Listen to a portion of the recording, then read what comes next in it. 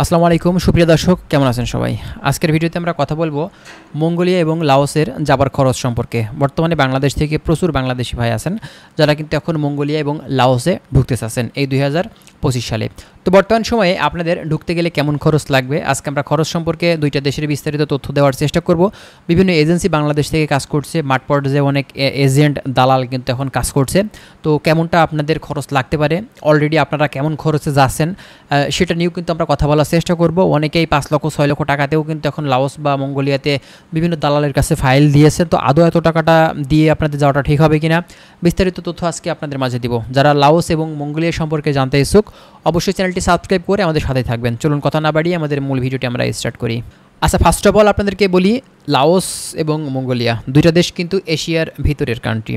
বর্তমান সময়ে এখন অনেকেই চেষ্টা করছেন এই মঙ্গোলিয়া এবং লাওসে যাওয়ার জন্য, বিভিন্ন দালালের কাছে ফাইল দিয়েছেন, বিভিন্ন এজেন্টের কাছে ফাইল দিয়েছেন।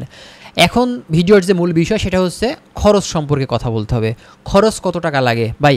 কথা হচ্ছে, যেহেতু এই দেশটা আপনার এশিয়ার ভিতরের কান্ট্রি, এই দুইটা দেশে কিন্তু খুব বেশি বাংলাদেশি কিন্তু সেখানে এখন পর্যন্ত যায়নি। রিসেন্টলি এই দেশগুলোর শ্রমবাজারটা ওপেন হয়েছে, বাংলাদেশ থেকে কম বেশি এখন কিন্তু কর্মী যাচ্ছে সেখানে গিয়ে, অনেকেও সমস্যাতেও পড়ছে, অনেকে বাংলাদেশে ফেরতও আসছে, অনেকে সেখানে ভালোভাবে কাজও করছে। মানে সব রকম বাংলাদেশি কিন্তু সেখানে আছে আর কি, ঠিক আছে। এখন কথা হচ্ছে, আপনি যদি মঙ্গোলিয়াতে ঢুকতে চান, এক্ষেত্রে বিভিন্ন এজেন্সি যে রেটটা নিছে সেটা কিন্তু আমরা দেখতে পাচ্ছি 3 লক্ষ, 3.5 লক্ষ, 4 লক্ষ টাকা। আপনি যদি লাওসের কথা বলেন, লাওসের ক্ষেত্রেও ঠিক একই রকম। কোনো এজেন্সি 3.5 লক্ষ নিচ্ছে, কোনো এজেন্সি 4 লক্ষ নিচ্ছে, কোনো এজেন্সি 4.5 লক্ষ নিচ্ছে। মানে এই লাওস আর মঙ্গোলিয়া দুইটা দেশ কিন্তু প্রায় একই রকম, সেম টাইপের দেশ, ঠিক আছে, এবং খরচটাও প্রায় একই রকম নিচ্ছে। তো এখানে ব্যাপার আছে ভাই, আপনার যাদের মাধ্যম দিয়ে আপনি যাচ্ছেন তাদের কাছে আপনারা অবশ্যই জিজ্ঞাসা করে নেবেন আপনাকে ট্যুরিস্ট ভিসা দিয়ে তারা পাঠাচ্ছে কিনা। মঙ্গোলিয়া এবং লাওস দুইটা দেশে কিন্তু ট্যুরিস্ট ভিসা দিয়ে সেখানে কাজ করা যায় না। আপনি যদি ট্যুরিস্ট ভিসা দিয়ে সেখানে কাজ করেন, যদি আপনাকে পুলিশে ধরে, এক্ষেত্রে আপনার সেখানে জেল জরিমানা, মূলত সেখানকার যে আইন অনুযায়ী যেটা হয় সেটা কিন্তু আপনাকে মাথা পেতে নিতে হবে, এবং সেখান থেকে আপনাকে ডিপোর্ট করে দিবে। আপনি কিন্তু বাংলাদেশ থেকে পরবর্তীতে বেশ কয়েক বছরের জন্য ব্যান হয়ে যাবেন, আপনি কিন্তু সেখানে আর যেতে পারবেন না, ঠিক আছে।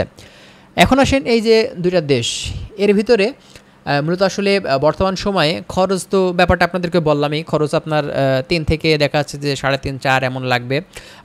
আরেকটা কথা সেটা হচ্ছে, অনেক বাংলাদেশি ভাই 5 লক্ষ, 5.5 লক্ষ, 6 লক্ষ টাকা দিয়েও কিন্তু এখন যাচ্ছে এই দুইটা দেশের ভিতরে।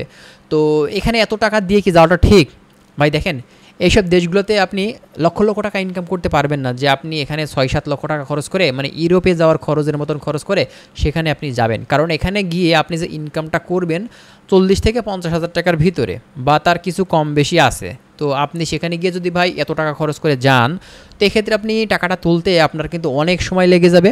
এক্ষেত্রে আপনাদের কিন্তু ক্ষতি হবে, এক কথাতে আপনার সময় নষ্ট হবে, জীবনের মূল্যবান কিছু সময় আপনার জীবন থেকে হারিয়ে যাবে, ঠিক আছে।